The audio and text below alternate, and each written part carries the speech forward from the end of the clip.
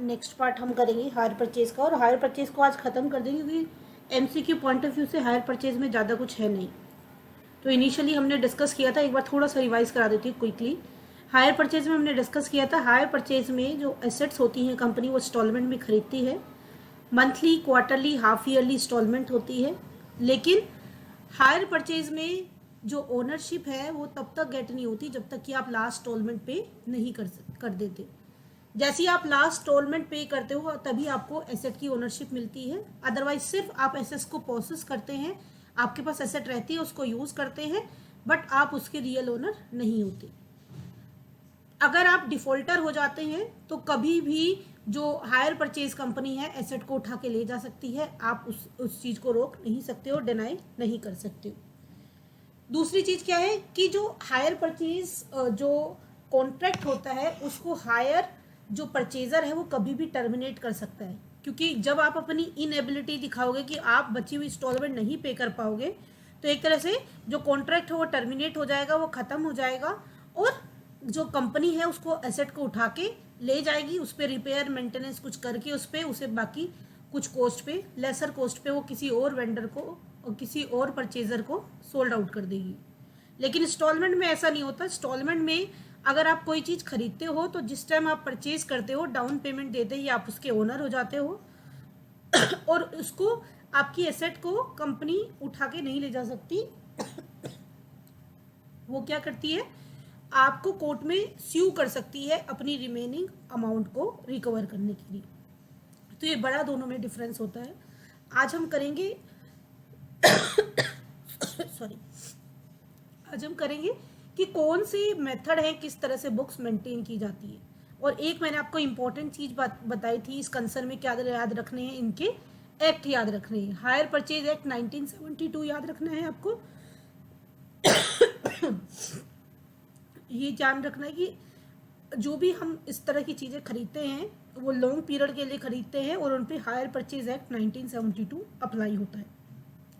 Instalment में जो चीज़ें हम खरीदते हैं वो हम शॉर्ट पीरियड ऑफ टाइम के लिए खरीदते हैं, यानी कि जो इंस्टॉलमेंट होती है उसकी छोटी होती है, और हायर परचेज में इंस्टॉलमेंट जो है लॉन्ग पीरियड तक होती है। बिसाइड दिस हायर परचेज में आपको क्या बताया कि जो परचेजर होता है वो डेप्रिसिएशन चार्ज कर सकता है अपनी बुक्स ऑफ अकाउंट में एज अ एक्सपेंसेस। तो अभी देखते हैं अकाउंटिंग ट्रीटमेंट के मेथड्स। दो तरह से अकाउंटिंग ट्रीटमेंट की जाती है, एक होता है in the books of purchaser और एक होता है in the books of hire vendor. Broadly ये दो मेथड होते हैं। कई जगह पे आप देखोगे तो ये इंटरेस्ट सस्पेंस की जगह एक अक्रूवल मेथड होता है। तो अलग अलग बुक में अलग अलग मेथड होते हैं, लेकिन ब्रॉडली ये दो ही मेथड होते हैं। इसे बोलते, एक को बोलते हैं कैश प्राइस मेथड और एक को बोलते हैं इंटरेस्ट सस्पेंशन मेथड। लेकिन अगर आप डीयू की बुक देखोगे, डीयू की जो हम यूज़ करते हैं जेआर मोगा, उसमें एक अलग मेथड और दिया हुआ है एक्रूवल मेथड। तो उसमें कुछ नहीं है, सिर्फ एंट्री लिखने का तरीका चेंज हो जाता है। Broadly MCQ point of view से आप उस चीज़ को तीसरे नाम को भी अपने दिमाग में रख लो, कभी एमसीक्यू में आ जाए तो एक कौन सा मेथड होता है, एक्रूवल।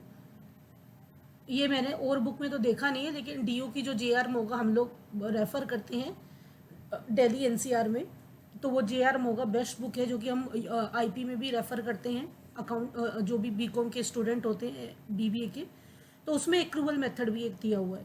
मेथड के नाम पता हो, बाकी कुछ पता हो या नहीं पता हो, तीन मेथड होते हैं, accrual method, cash price method, interest suspense method. इसी तरह से हायर वेंडर की बुक में एंट्री करने के भी दो मेथड होते हैं, सेल्स मेथड और इंटरेस्ट सस्पेंस मेथड। अब इनकी अलग अलग मेथड के अंदर किस तरह से जर्नल एंट्री की जाती है, कैसे की जाती है, तो वो थोड़ा सा आपको पता होना चाहिए जर्नल एंट्री। क्योंकि आपसे एमसीक्यू क्या पूछ सकते हैं कि अगर किसी ने हायर परचेज पे कोई मशीनरी खरीदी है तो उस सिचुएशन में किस अकाउंट को डेबिट करेंगे, किस अकाउंट को क्रेडिट करेंगे। तो कई बार ये क्वेश्चन भी बन जाता है, इसलिए आपको सारी सिचुएशन की जर्नल एंट्री पता होनी चाहिए। सबसे पहले एंट्री किसके लिए होती है, आपने एसेट खरीदी है तो उस एसेट के कंसर्न में जो जर्नल एंट्री है उसको पास करते हैं। और वो जर्नल एंट्री क्या होती है, एसेट खरीदने की, asset account debit to hire vendor account, और इसमें फुल कैश प्राइस होता है। सपोज मैं एग्जांपल के साथ करती हूँ कि भाई आपने अगर कैश में खरीदी तो कोई एसेट है 5 लाख की, और अपने हायर परचेज पे खरीदी तो वो एसेट आपको पड़ी 6 लाख की।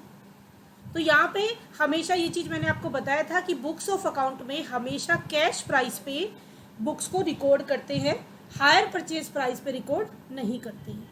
क्या आपको बताया था? ये जो डिफरेंस है, ये डिफरेंस क्या होता है? डिफरेंस होता है इंटरेस्ट। यानी कि एक इक्वेशन बनती है, hire purchase price is equal to cash price plus interest. अब सबसे पहली एंट्री यानी कि 5 लाख से हो जाती है आपकी एसेट अकाउंट डेबिट, यानी सपोज मशीनरी है, machinery account debit to hire vendor account, 5 lakh rupees आप लिख देते, 5 lakh 5 lakh. Then after that when down payment is made. 1 minute बेटा, ऑफिस से कॉल आ रहा है, मैं जरा ये म्यूट करके वो कॉल मुझे लेना पड़ेगा। चलिए स्टार्ट करते हैं अपना, एक बार फिर से फ्लो बनाती हूँ मैं। तो मैं आपको ये कह रही थी कि कैश प्राइस सपोज 5 लाख दिया हुआ है और जो हायर परचेज प्राइस है वो 6 लाख दिया हुआ है, और जो हायर परचेज प्राइस होता है वो होता है कैश प्राइस प्लस इंटरेस्ट। ठीक है, तो इसके बाद हम लोग एंट्री करते हैं, एसेट का जो अकाउंट है उसको कैश प्राइस से शो करते हैं। उसके बाद क्या लिखते हैं? Down payment. सपोज आपने जो एसेट खरीदी है उसका कैश प्राइस 5 लाख है, लेकिन आपने उसे हायर परचेज पे खरीदा, आपको वो 6 लाख की पड़ेगी, बट आपने कुछ परचेज करते समय डाउन पेमेंट करी है। तो वो डाउन पेमेंट, जो भी डाउन पेमेंट क्या होता है सबको पता है कि जो खरीदते समय हम पेमेंट करते हैं उसे क्या कहते हैं? Down payment. तो वो डाउन पेमेंट की वैल्यू, सपोज आपने 50,000 रुपये दे दिए हैं डाउन पेमेंट के, तो वो 50,000 रुपये आप यहाँ पे एंटर कर देंगे, 50,000 50,000। उसके बाद इसके ऊपर इंटरेस्ट, सपोज मैंने एज्यूम किया कि बैलेंस अमाउंट के ऊपर इंटरेस्ट लगेगा हर साल। कितना इंटरेस्ट लगेगा? सपोज 10%। तो आपने 6 लाख का 5 लाख का कैश प्राइस था। कई तरीके होते हैं इंटरेस्ट निकालने के, मैं नॉर्मल तरीका यूज कर रही हूँ। इंटरेस्ट निकालने का नॉर्मल तरीका क्या है? बैलेंस के ऊपर निकलता है। 5 लाख था, 5 लाख में से आपने डाउन पेमेंट कर दिया 50,000, बचा कितना? 4,50,000। अब पहले क्या करते हैं इसमें? पहले क्या करते हैं हम लोग? पहले हम इसमें ऐड करते हैं इंटरेस्ट। 4,50,000 का 10% इंटरेस्ट, 4,50,000 का 10% क्या होगा? 45,000। देन इसके बाद हम इसको ऐड कर देंगे, ये बन गया 4,95,000, ये हो गया। देन आफ्टर दैट हम उसको चेंज करेंगे, कैसे? इसके बाद हम इसकी वैल्यू को माइनस कर देंगे फर्स्ट इंस्टॉलमेंट से। सपोज ये जो ईएमआई बनाई है बचे हुए 4,50,000 इंक्लूडिंग इंटरेस्ट, सपोज एक इंस्टॉलमेंट की वैल्यू है 80,000 रुपये, हर एक इंस्टॉलमेंट 80,000 की है, तो यहाँ पे फर्स्ट इंस्टॉलमेंट लेस कर देंगे 80,000। फिर क्या आ जाती है? Balance amount 4,15,000। फिर सेम फंडा चलता है, प्लस इंटरेस्ट करेंगे, फिर second instalment plus interest, third instalment. तो एक तरीका ये होता है इंटरेस्ट कैलकुलेट करने का। बहुत सारे तरीके हैं, 4-5 तरीके हैं, पर आपको उसकी डेप्थ में नहीं जाना। बस आपको समझना क्या है कि डाउन पेमेंट क्या है जो इमीडिएटली पे करते हैं, और इंटरेस्ट क्या है? हर एक कैश प्राइस पे जो रिमेनिंग इंटरेस्ट होता है, जो अपने एफएम में भी टाइम वैल्यू ऑफ मनी में आपने सीखा होगा फाइनेंशियल मैनेजमेंट में, कि उसके अकॉर्डिंग जो है लोन का इंटरेस्ट कैलकुलेट किया जाता है। तो हमें उससे मतलब नहीं है, बस यहाँ पे जो भी इंटरेस्ट की वैल्यू है उसको हम मेंशन करेंगे। तो इंटरेस्ट फर्स्ट ईयर का कितना है? 45,000, आपने 45,000 मेंशन कर दिया। Then when instalment is paid, first instalment suppose मैंने आपको बताया 80,000 की है, तो वहाँ पे एंट्री क्या हो जाएगी? Hire vendor account debit to bank account, यानी कि जो वेंडर था, जो सेलर था, उसको आपने 80,000 रुपये पे कर दिए। उसके बाद आपके पास एसेट आ गई, क्योंकि हम परचेजर की बुक में एंट्री कर रहे हैं, और बेसिक थ्योरी में मैंने आपको बताया कि परचेजर की बुक में एंट्री करते समय हम डेप्रिसिएशन भी चार्ज करते हैं। डेप्रिसिएशन की एंट्री वही जो नॉर्मल अकाउंटिंग में होती है, depreciation account debit to asset account. Suppose ये जो 5 लाख की अपने एसेट खरीदी थी, इसको आप स्ट्रेट लाइन मेथड से डेप्रिशिएट करें at the rate of 20%। 5 lakh का 10% 50,000, 20% कितना हो गया? 1 लाख। तो डेप्रिसिएशन इसका कितना है? 1 लाख। 1 lakh depreciation, 1 lakh depreciation. उसके बाद ये जो डेप्रिसिएशन और इंटरेस्ट होता है, एज आई टोल्ड यू, ये जो इंटरेस्ट है इसे हम एसेट में नहीं दिखाते, एसेट को हम कैश प्राइस पे दिखाते हैं। इस इंटरेस्ट को क्या ट्रीट करते हैं? एक्सपेंसेस। इसलिए ये इंटरेस्ट और ये डेप्रिसिएशन कहाँ से चार्ज करेंगे? प्रॉफिट एंड लॉस से। Profit and loss account debit to interest account to depreciation. Interest कितना अभी हमने पे किया 45,000 और डेप्रिसिएशन कितना पे किया है 1 lakh. Total profit and loss से कितना चार्ज कर देंगे 1,45,000। बताइए क्लियर है कि नहीं?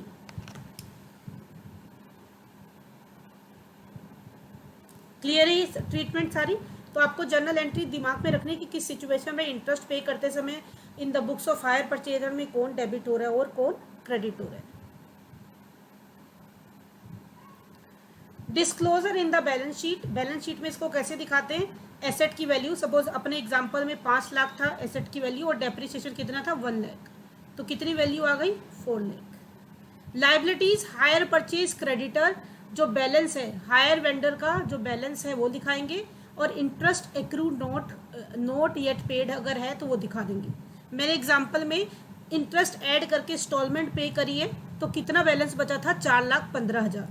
तो यहाँ पे 4,15,000 में क्या दिखा दूंगी, balance in higher vendor account जो है वो बचा है 4,15,000। इंटरेस्ट ड्यू करके इंस्टॉलमेंट में पे कर दिया है, कोई इन्फॉर्मेशन नहीं थी, बाय डिफॉल्ट ये मान के चलूंगी कि ये अवेलेबल नहीं है जब तक कि क्लियर कट क्वेश्चन में मेंशन ना हो। बताइए क्लियर है कि नहीं? ऑल क्लियर है? आगे बढ़े। मैं ये कह रही हूँ एसेट का समझ आ गया। एसेट साइड में क्या करना है, cash price less depreciation. 4 lakh अगले साल में, फिर 4 लाख में से 1 लाख लेस करेंगे, फिर 3 लाख में से 1 lakh and so on. Creditor में वो बैलेंस लिखना है जो कि बचा हुआ बैलेंस है अकाउंट में हायर वेंडर के। आपने देखा 5 लाख की एसेट थी, 50,000 डाउन पेमेंट कर दिया, बचा 450, फिर इंटरेस्ट ऐड किया 45, फिर इंस्टॉलमेंट पे की 1 साल का ये डेटा था। इंस्टॉलमेंट पे कर दी 80,000 की पहली इंस्टॉलमेंट, कितना बैलेंस बचा 4,15,000। यहाँ पे कितना लिख दिया 4,15,000, यह भी बैलेंस बचा है, यानी कि लाइबिलिटी है जिससे आपने एसेट खरीदी थी उसको अभी आपको 4,15,000 रुपये देने हैं। मान लो दूसरे साल की बैलेंस शीट होती तो फिर वही करते, 4,15,000 का 10% इंटरेस्ट कितना हो जाता 41,500, 41,500 इंटरेस्ट हो जाता। इंटरेस्ट आपको बताया ऐड करना है, ये हो जाएगा आपका 4,56,500 minus second instalment. Second instalment आपको पता है सेम रहती है 80,000 की, यहाँ पे कितना बचा 6,500, और यहाँ से अगर आप लेस करें 15 में से 8 गया 7, ये 3,76,000।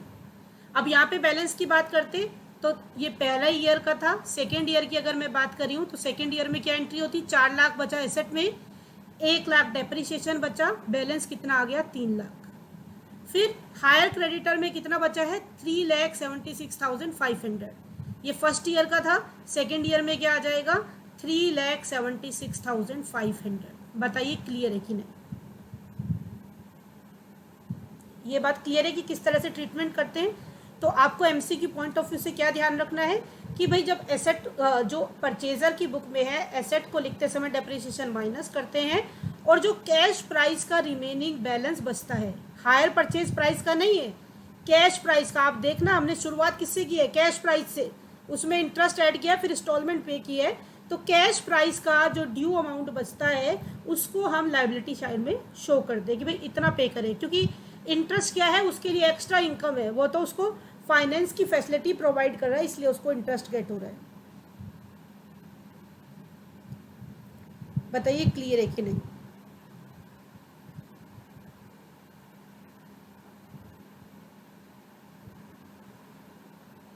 आगे बढ़े। Next, interest suspense method. Interest suspense method में क्या है, अभी हमने इंस्टॉलमेंट में देखा कि हम क्या कर रहे थे, हर एक अलग अलग ईयर का अलग अलग पे आउट कर रहे थे, लेकिन यहाँ पे क्या है हम कंबाइनली करते हैं। कंबाइनली इन द सेंस कि हम इंटरेस्ट का सारा एक अकाउंट में लिख देते हैं, जितना भी टोटल इंटरेस्ट बनता है सारी इंस्टॉलमेंट का, और उसमें से धीरे धीरे माइनस करते जाते हैं। सपोज जैसे मैंने बात की आपको अपने एग्जांपल में कि भाई 5 लाख कैश प्राइस है और हायर परचेज प्राइस क्या है 6 लाख है, तो इंटरेस्ट कितना है टोटल 1 लाख, तो 1 लाख से क्या खोल देते हैं इंटरेस्ट सस्पेंस अकाउंट। वहाँ पे तो क्या है हर साल का इंटरेस्ट अलग से ड्यू करके अलग से उसका अकाउंट खोल के दिखा रहे थे, यहाँ पे एक साथ जितना भी टोटल इंटरेस्ट एक्स्ट्रा पे किया जा रहा है कैश प्राइस से ज़्यादा, उसका इकट्ठा अकाउंट खोल देते हैं। अगर ऐसी ट्रीटमेंट करते हैं तो उसे बोलते हैं interest suspense account method. Under this method eight the time of transfer of possession of asset the total interest unaccrued is transferred to interest suspense account at later year as and when interest become due, interest account is debited and interest suspense account is credited। फिर बाद में अभी आपने देखा vendor को कर रहे थे, अब वेंडर की जगह क्या करेंगे, ये जो 1 लाख है इसमें से इंटरेस्ट को लेस करते जाएंगे। जैसे आपने देखा एंट्री क्या थी इंटरेस्ट की, interest account debit to hire vendor, लेकिन यहाँ पे क्या होगा, इंटरेस्ट तो डेबिट होगा लेकिन हायर वेंडर की जगह क्रेडिट कौन होगा, इंटरेस्ट सस्पेंस अकाउंट। बस इतना सा फर्क है, बाकी ट्रीटमेंट क्या है, सेम है। बताइए ये बात क्लियर है कि नहीं? सारी एंट्री सेम है, सिर्फ इंटरेस्ट ड्यू करने की एंट्री क्या हो जाएगी, चेंज हो जाएगी। देखिए पहली entry same, asset account debit to hire vendor account, hire purchaser interest suspense account debit to hire vendor, ये इंटरेस्ट ड्यू करने की सिर्फ चेंज है, बाकी सेम। इंस्टॉलमेंट पे करने की सेम, इंटरेस्ट को चार्ज करने में जहाँ जहाँ वेंडर वर्ड था वहाँ पे क्या आ गया, इंटरेस्ट सस्पेंस अकाउंट। बाकी पेमेंट की same, hire vendor to bank, depreciation की सेम, डेप्रिसिएशन टू एसेट, और प्रॉफिट एंड लॉस से चार्ज करने की क्या है, सेम एंट्री। यानी कि जहाँ जहाँ इंटरेस्ट ड्यू और पेड की बात आई थी, इंटरेस्ट को शो कर रहे थे, वहाँ पे एक अकाउंट खोला, ये एक्स्ट्रा अकाउंट खोल दिया, hire interest suspense account debit to hire vendor, और उसके बाद सारा चार्जेस क्या किया, हायर वेंडर अकाउंट से। तो ये एंट्री एक एक्स्ट्रा आ गई, और जहाँ पे हायर वेंडर आना था वहाँ पे hire purchaser interest suspense account. बताइए क्लियर है कि नहीं? क्लियर है आगे? ठीक है, तो इस तरह से अपने दिमाग में बिठाना है कि ये नहीं सोचना कि हमें इतनी सारी एंट्री पढ़नी है, सिंपल। अब बात करते हैं in the books of seller, यानी कि जो वेंडर है उसकी बुक में, वो अपनी बुक में कैसे एंट्री करेगा। तो अगर वो सेल्स मेथड यूज़ करता है तो वो भाई उसके लिए जो क्रेडिटर है, इसके लिए वो डेटर है। भाई जिसने सेल किया उसके लिए, जिसने मशीनरी खरीदी है वो क्या है, डेटर है, उससे पैसा मिलेगा, तो वो उस हिसाब से एंट्री करेगा। A business that sells relatively larger item on hire purchase may adopt this method. Under this method, hire purchase sale is treated as credit sale. The only exception is that the vendor agrees to accept payment in installment, and for that he charge interest. Generally, a special sales day book is maintained for recording all sales. यानी कि वो क्या करता है, sales day book बनाता है और उसमें सारी एंट्री को मेंटेन करता है अंडर हायर परचेज एग्रीमेंट। उसने क्या किया था, उसने जर्नल एंट्री पास की। अगर अकाउंट बनाने की मैं इस सिचुएशन में दोनों ही मेथड में बात करूं तो इसमें मेनली कौन से अकाउंट बन रहे हैं आप देख रहे हो, एक तो एसेट अकाउंट मेनली मेंटेन होगा और एक हायर वेंडर का अकाउंट। बाकी जर्नल एंट्री है वो एक्सेप्शनल है, जनरल एंट्री में सब कुछ आएगा, लेकिन अगर अकाउंट मेंटेन करने की बात करें तो 2 अकाउंट मेंटेन होंगे, एक एसेट का अकाउंट मेंटेन होगा और दूसरा किसका अकाउंट होगा मेंटेन, हायर वेंडर का अकाउंट। ये सारी एंट्री इसी में समा जाएंगी। और अगर मैं दूसरे मेथड की बात करूं इंटरेस्ट सस्पेंस की, तो इसमें 3 अकाउंट मेंटेन होंगे। एक अकाउंट होगा इसमें एसेट अकाउंट, ये नाम भी पता हो नीचे, कई बार इस पर भी एमसीक्यू आ जाता है। दूसरा हायर वेंडर अकाउंट, क्योंकि इसको पेमेंट भी करेंगे। और तीसरा अकाउंट जो बनेगा hire purchase interest suspense account, क्योंकि उसमें से भी बैलेंस को कंटिन्यू क्या करते जाएंगे, माइनस करते जाते हैं। जितना खत्म होता जाएगा ईयर का इंटरेस्ट, इसमें से वो कम होता जाएगा, और जब इंस्टॉलमेंट खत्म हो जाएगी इंटरेस्ट का अकाउंट का बैलेंस क्या हो जाएगा, 0। ये बात बताइए क्लियर है इतना? अभी वापस सेल्स पे आते। कई चीज़ें होती है कि कोई एंट्री देख के याद आती है कि ये चीज़ भी हो सकती थी। अब इसमें क्या है, अगर सेल्स मेथड में हायर सेलर और यू कैन से वेंडर अपना अकाउंट मेंटेन कर रहा है, तो वो सेल्स डे बुक मेंटेन करता है for recording all sales under hire purchase agreement. The amount due for the hire purchase eight the end of year is shown in the balance sheet. और फिर जो अमाउंट ड्यू होती है वो balance sheet में कैसी दिखाई जाती है, एज अ हायर डेटर। जैसे कि परचेजर ने कैसी दिखाई थी, एज अ हायर क्रेडिटर। ये क्या दिखाता है, एज अ हायर डेटर, यानी कि इसके लिए ये क्या है, एसेट हो जाएगी जर्नल एंट्री। अब उसके में परचेज के पॉइंट ऑफ व्यू से, इसमें सेल्स के पॉइंट ऑफ व्यू से, हायर परचेजर अकाउंट डेबिट, यानी कि हायर परचेजर जो कंपनी खरीदने वाली है उसका अकाउंट डेबिट करेंगे, और हायर परचेज सेल्स अकाउंट को क्रेडिट। जब डाउन पेमेंट की जाएगी, इसको तो रिसीव हो रही है, bank account debit to hire purchase account. Interest इसको बाद में रिसीव होगा, तो इसके लिए ड्यू हो रहा है, बाद में इसे रिसीव होना है, जिससे रिसीव होना है उस पार्टी को डेबिट कर देते हैं। Hire purchaser account debit to interest account. जब अमाउंट मिलेगी इंस्टॉलमेंट की, bank account debit to hire purchase, यानी कि वो एंट्री क्या हो गई, रिवर्स हो गई, उल्टी हो गई। और इसके लिए क्योंकि ये इसके पास एसेट नहीं है, एसेट की पोसेशन परचेजर के पास है, तो डेप्रिसिएशन वाली एंट्री अपनी बुक्स ऑफ अकाउंट में पास नहीं कर सकता। लेकिन जो इंटरेस्ट इसको एक्स्ट्रा मिल रहा है वो इसके लिए इनकम है, उसे कहाँ ट्रांसफर कर देगा, प्रॉफिट एंड लॉस में। बताइए क्लियर है कि नहीं, ये बताइए सिचुएशन क्लियर है कि नहीं। अगर कोई डाउट है तो अभी पूछ लीजिए, क्योंकि इसमें मेनली यही करना है, हमें न्यूमेरिकल तो करने नहीं है, डिस्क्रिप्टिव वाले, हमें ये बेसिक सारी चीज़ें पता होनी चाहिए। ऑल क्लियर है सबको?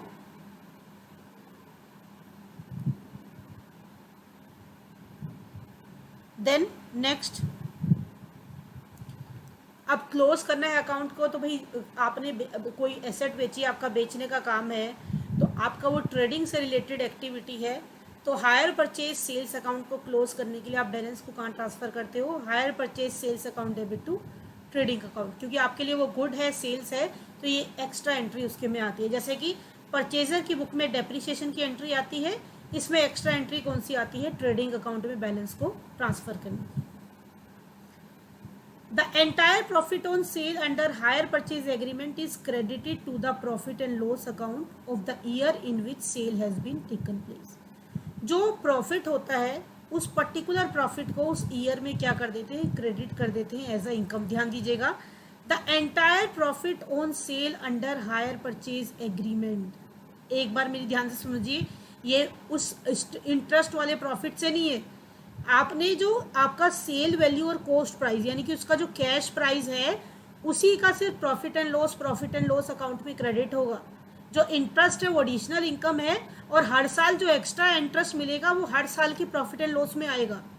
लेकिन जो आपका प्रॉफिट है cash price minus cost of asset, आपको अपने प्रॉफिट एंड लॉस में सिर्फ उसी प्रॉफिट को शो करना है। इस लाइन का मतलब ये है, जिस साल सेल होती है उस साल सिर्फ वही प्रॉफिट ट्रांसफर करना है जो कि कैश प्राइस और कॉस्ट ऑफ द एसेट का डिफरेंस है।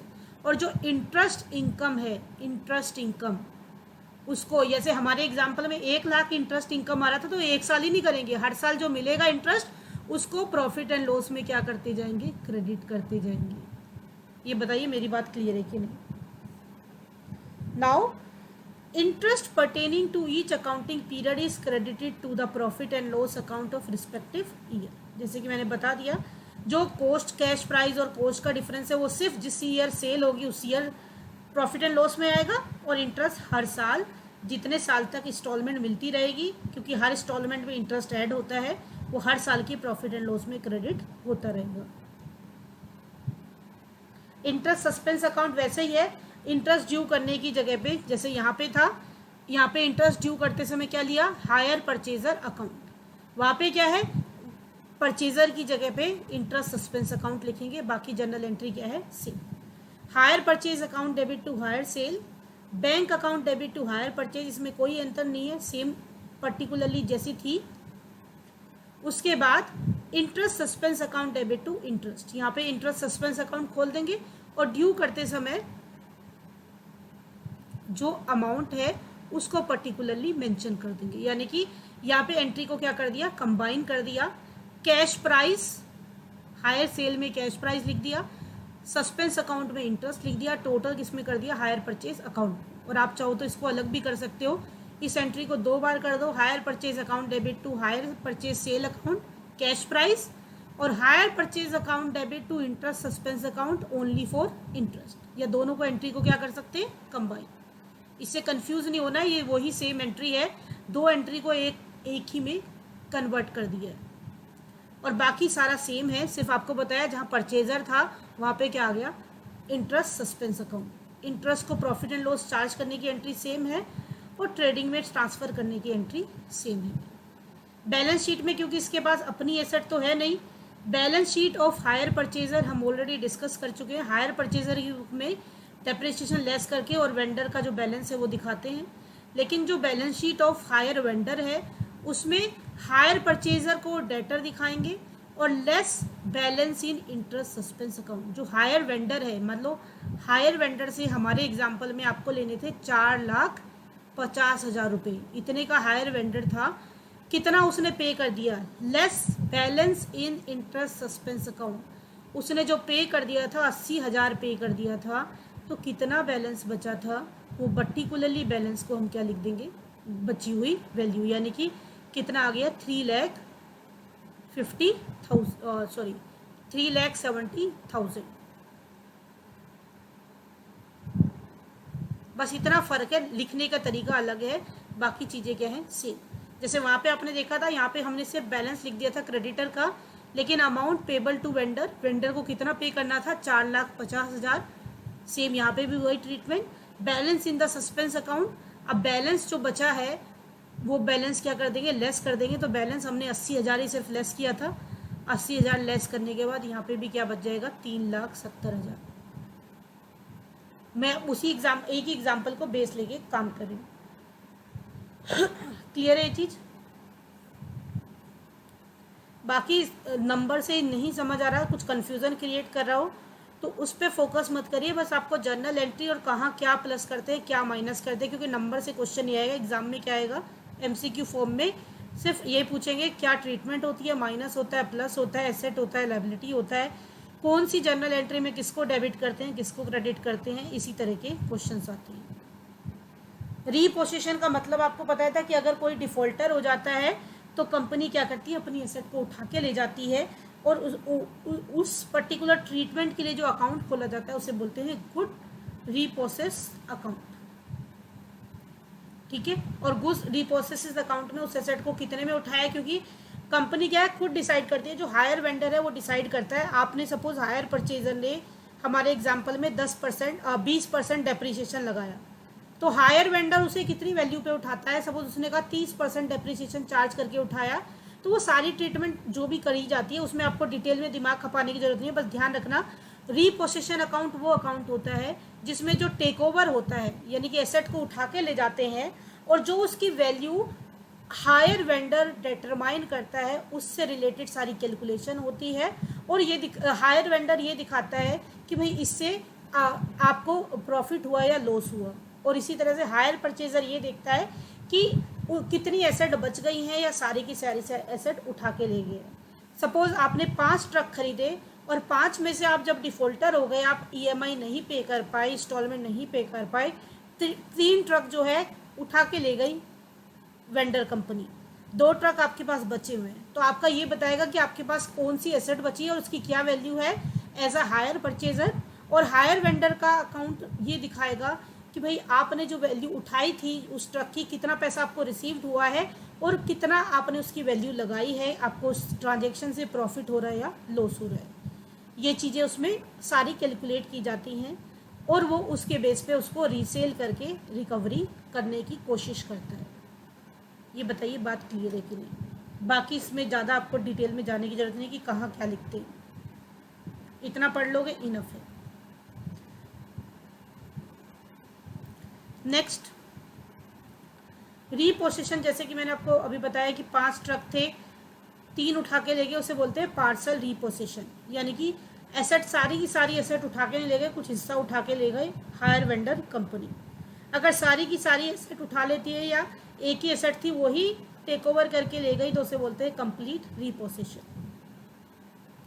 तो ये कैलकुलेशन करते हैं कि किस तरह से कंप्लीट की वैल्यू निकाली जाती है, किस तरह से पार्शियल की वैल्यू निकाली जाती है, और अकॉर्डिंगली हर एक कंपनी का अपना क्राइटेरिया होता है, उसके हिसाब से वो कैलकुलेट करके वैल्यू प्रॉफिट एंड लॉस उस पर्टिकुलर ट्रांजेक्शन का कैलकुलेट करते हैं और अकाउंट को क्या करते हैं, क्लोज करते हैं।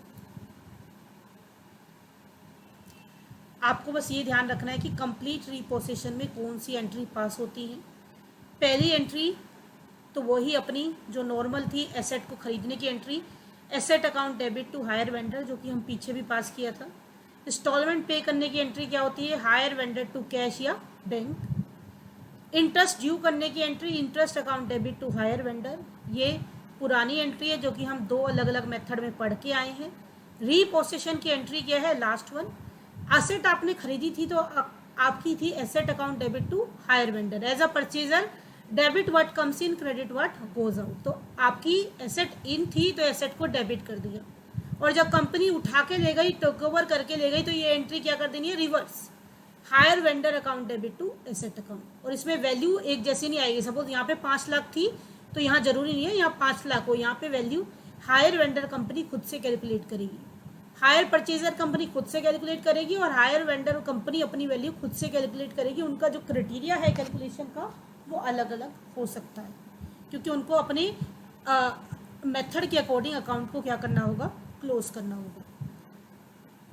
तो आपको सिर्फ एंट्री पे फोकस करना है। इनिशियल एंट्री सेम है, लास्ट एंट्री अब इसने तो सिर्फ इसी एंट्री को रिवर्स कर दिया, अमाउंट डिफरेंट होगी, लेकिन जो हायर वेंडर है वो अपनी बुक में एक अलग अकाउंट खोलेगा जिसे बोलेगा गुड रिपोसेसिस अकाउंट। ये अकाउंट खोल के वो क्या करेगा, गुड रिपोसेसिस अकाउंट खोलेगा, टेक ओवर करके वो एसेट लाया है, यहाँ पे वो लिख देगा higher purchaser account.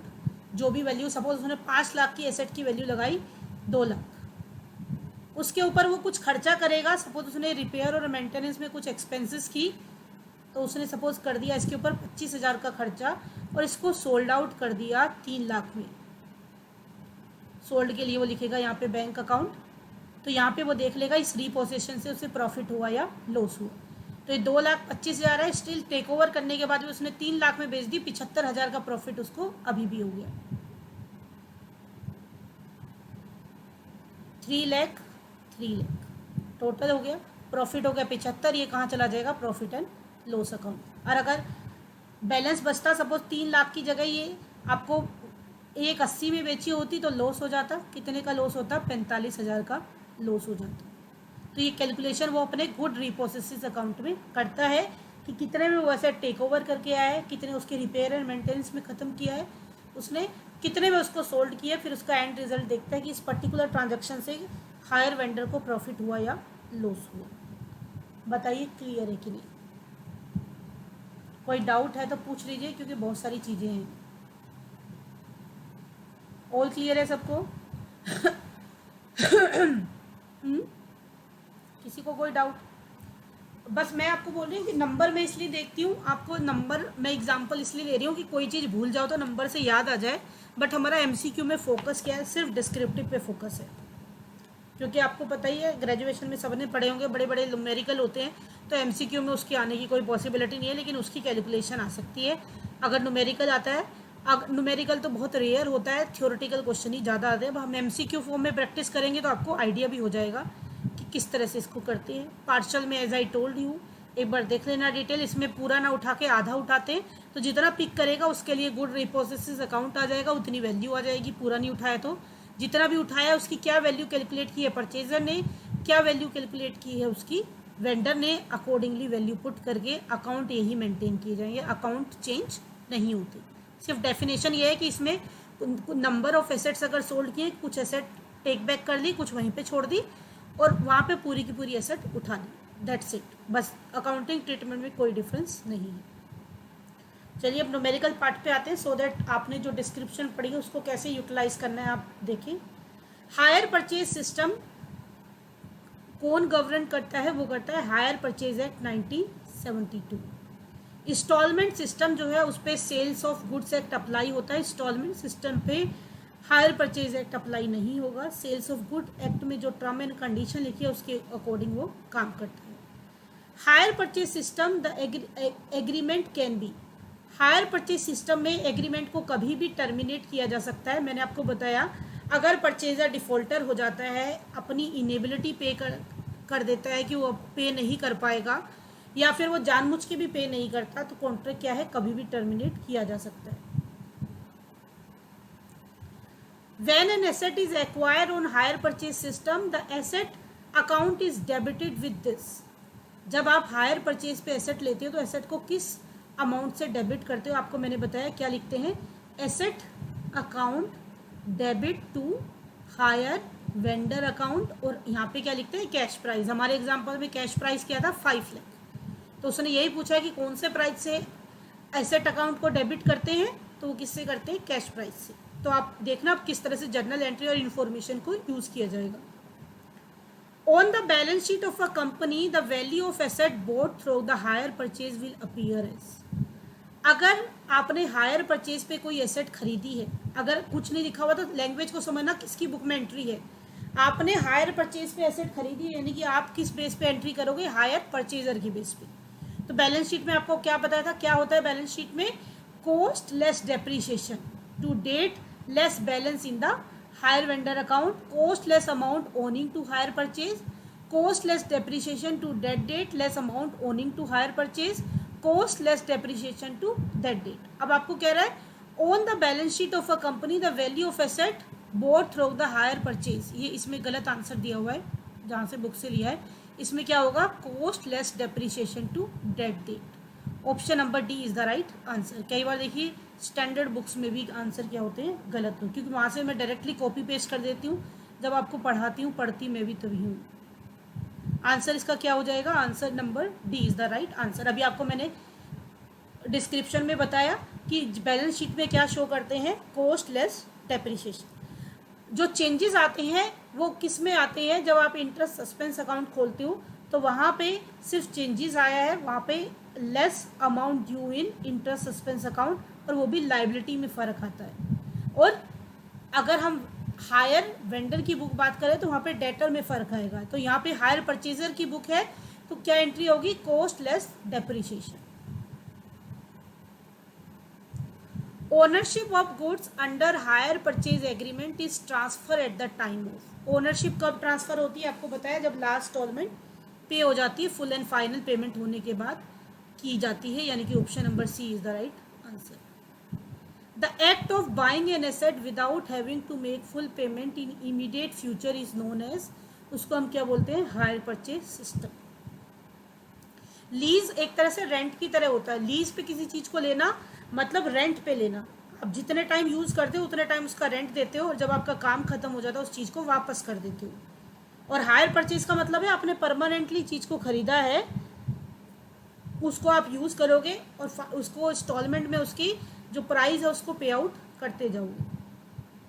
Amount of interest is credited by buyer to, amount of interest is credited by buyer to. जो बायर है, परचेजर है, वो किसको क्रेडिट करता है, भाई परचेजर की बुक में कौन क्रेडिट होगा, परचेजर की बुक में क्रेडिट होगा हायर वेंडर। अब आप देख रहे हो जर्नल एंट्री को किस तरह से आपको एमसीक्यू में यूज करना है, यानी कि जर्नल एंट्री दिमाग में होगी तो एमसीक्यू का आंसर आप अपने आप ही कर सकते हैं। Hire charges depreciation is calculated and shown in the books of hire vending.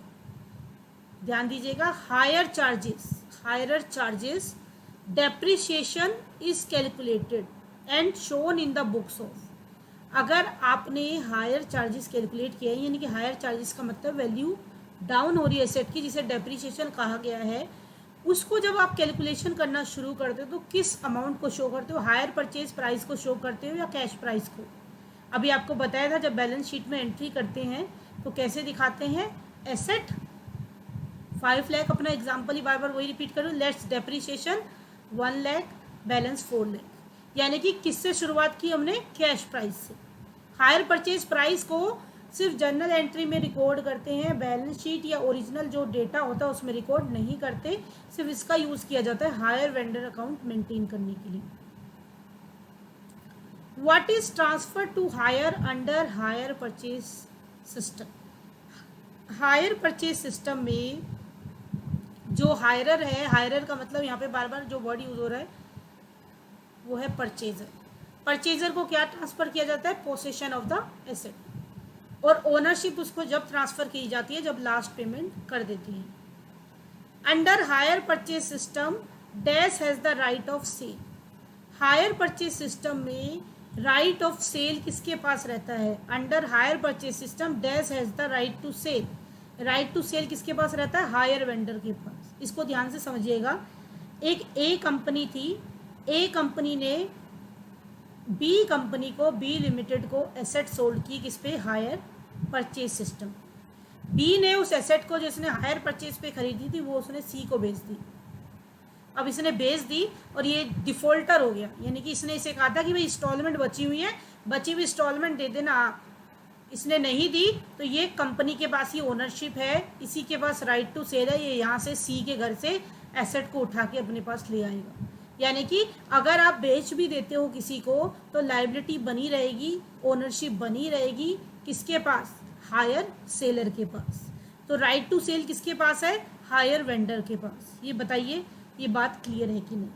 Wendy और हायरर का मतलब होता है हायर परचेजर। ये बात क्लियर है अच्छे से सबको? किसी को अभी तक किसी क्वेश्चन में डाउट? अभी ये समझ आ रहा है कि जो आपको इन्फॉर्मेशन दी गई है उस इन्फॉर्मेशन को एमसीक्यू में कैसे दे सकते हैं। तो हमें न्यूमेरिकल पॉइंट ऑफ व्यू से चीज़ें नहीं सीखनी, हमें बेसिक क्लियर करके उसे एमसीक्यू पॉइंट ऑफ व्यू में क्या करना है? कन्वर्ट करना है। लेकिन कन्वर्ट तभी कर पाओगे जब बेसिक सीख पाओगे और अंडरस्टैंड कर पाओगे। If there is any default in payment, the seller has the right to repossess the goods and forfeited the already received amount. True. क्योंकि जितना आप पे कर चुके हो, सपोज आपने 5 लाख की एसेट खरीदी, इसमें से आपने 3 इंस्टॉलमेंट दे दी। मेरे एग्जांपल में 80,000 की एक इंस्टॉलमेंट थी, आपने 3 इंस्टॉलमेंट दे दी, यानी कि आपने दे दिया 2,40,000 रुपये। और आपने इस एसेट को यूज़ किया है सिर्फ 2 लाख के बराबर, यानी कि इसकी आपकी बुक्स ऑफ अकाउंट में, परचेजर की बुक्स ऑफ अकाउंट में इसकी वैल्यू 3 लाख रुपए है और आपने पे किया है 2,40,000 रुपये, और जो हायर वेंडर है इसे उठा के ले गया सिर्फ 1.5 लाख रुपए वैल्यू लगा के।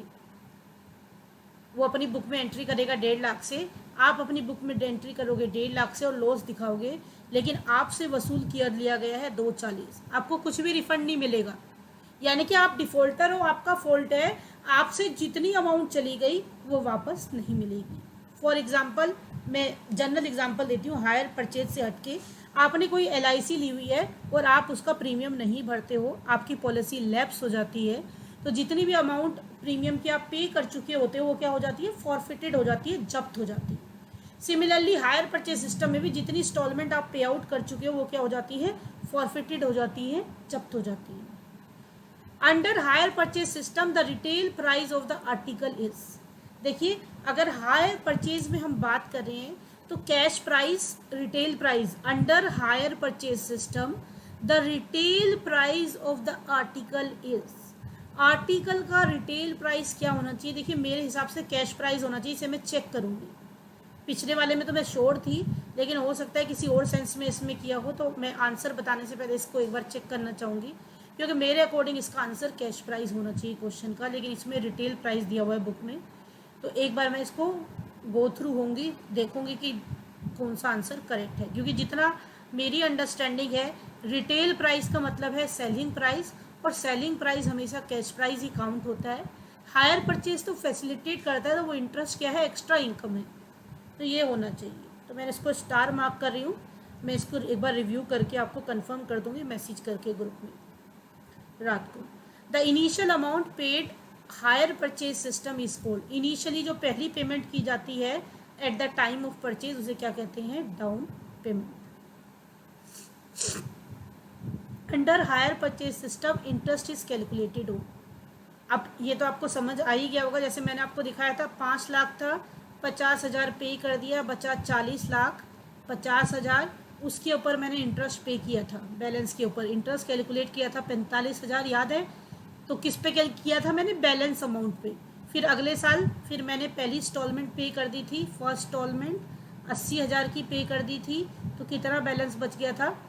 4 50 3 7, इसको ऐड करा 95, ये हो गया 4,15,000।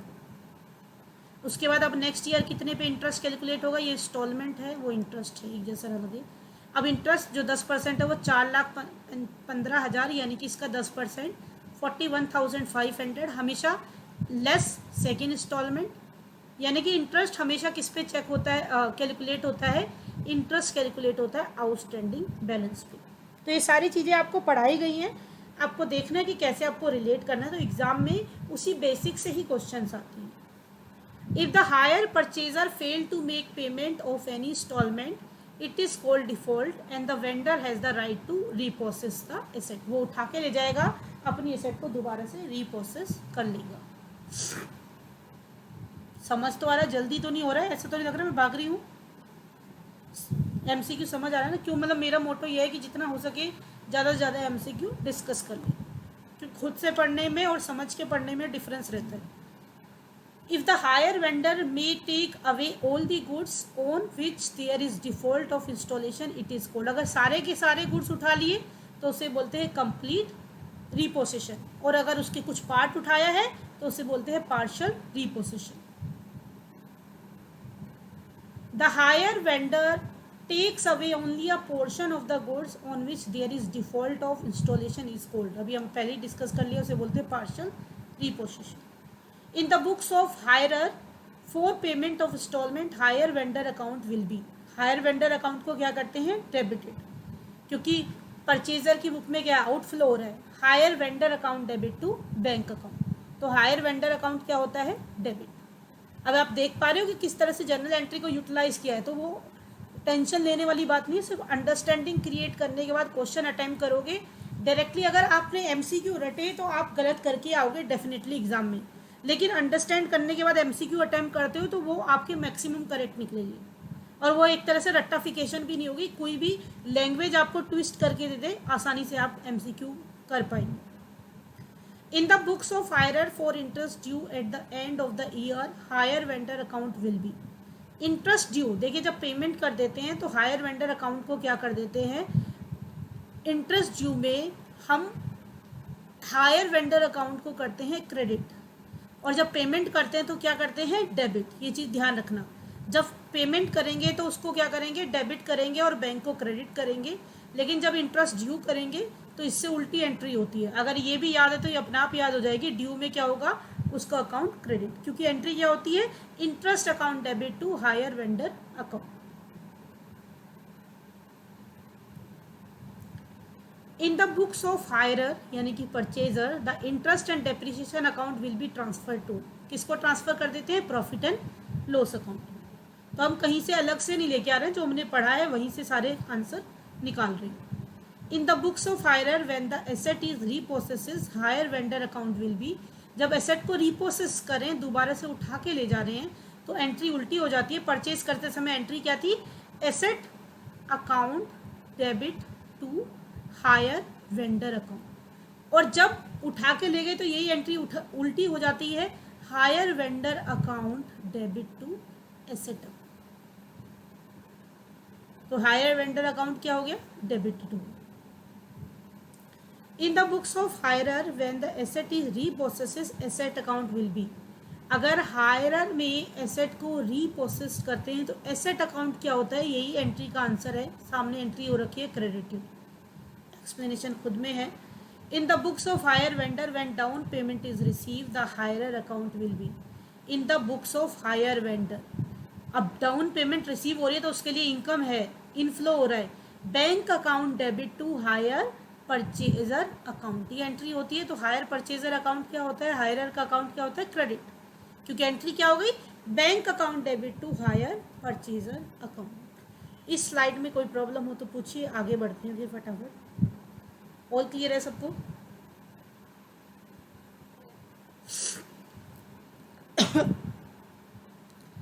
Nature of higher purchase agreement is, agreement जो हायर परचेजर्स का नेचर क्या है, ऑप्शन टू बाय, यानी कि ये आपको खरीदने का एक तरीका बताता है कि भाई आप खरीद एक साथ पेमेंट करके नहीं खरीद सकते, तो आपके पास ये एक ऑप्शन भी है, इंस्टॉलमेंट में पे करके भी आप खरीद सकते हो। In case of hire purchase, the total sum payable by the hire purchaser as per term in order to complete the transaction. In case of hire purchase, the total sum payable by hire purchaser as per term to complete the transaction. Transaction को complete करने के लिए आप क्या पे करते हैं, आप पे करते हैं कैश प्राइस प्लस इंटरेस्ट, और इन दोनों के कॉम्बिनेशन को हम क्या कहते हैं, हम कहते हैं हायर परचेज प्राइस। यानी कि आंसर क्या हो गया, option number C is the right answer. जो नॉलेज है उसी को इस्तेमाल करें, कहीं से कुछ एक्स्ट्रा नहीं ला रहे। The price at which the goods can be purchase by the hirer for ready cash is, ready cash price, cash price कोई दिक्कत ही नहीं। यानी कि the price at which goods can be purchase by the hirer for ready cash, तो वो क्या है, कैश प्राइस। भाई आप कैश प्राइस पूरा दे के खरीदोगे तो कैश प्राइस है, आप इंस्टॉलमेंट में खरीदोगे तो वो क्या है, आपका हायर प्राइस। और हायर प्राइस क्या है, cash price plus interest. Difference between higher purchase price and cash price, उसे क्या कहते हैं, इंटरेस्ट। भाई इंटरेस्ट क्या है, इंटरेस्ट है hire purchase price minus cash price. The value at which goods are repossessed is transferred to dash in the books of vendor. The value at which goods are repossessed and transferred to the book of vendor. वो कौन सा account है जिसमें रिपोसेस करके balance को transfer किया जाता है, उसे बोलते हैं गुड्स रिपोसेस अकाउंट। कैश प्राइस किसके इक्वल होता है, hire purchase price minus interest. ये भी उसी से निकला है, क्योंकि आपको पता है हायर परचेज प्राइस क्या है, कैश प्राइस प्लस इंटरेस्ट। अब यहाँ से कैश प्राइस पूछा है तो ये इंटरेस्ट प्लस करा, उधर जाके माइनस, तो इस इक्वेशन पे भी कई सारे क्वेश्चन बन जाते हैं। किसी को इस स्लाइड में कोई प्रॉब्लम, आगे बढ़े। इसके बाद मैंने क्या किया है, इसको सबको थोड़ा सा सम अप करके आपको समरी प्रोवाइड कर दी है। हायर परचेजर कौन है, हायर वेंडर कौन है, कैश प्राइस क्या है, हायर परचेज प्राइस क्या है, इंस्टॉलमेंट मनी क्या होती है। क्योंकि अगर कोई भी कंफ्यूजन स्टिल रह जाता है तो आप इसको रीड आउट कर सकते हैं। This is all about hire purchase